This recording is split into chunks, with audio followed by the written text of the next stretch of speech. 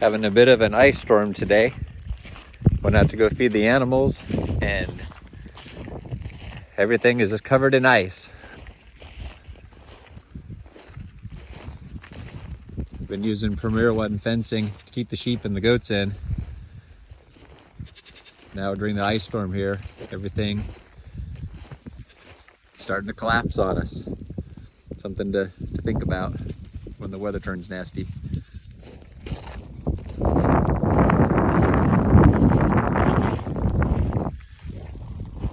How you doing, guys?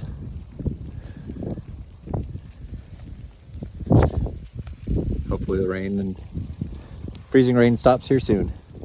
Chickens are all hiding underneath the deck, staying out of the ice. Except for this guy. He hasn't figured it out yet.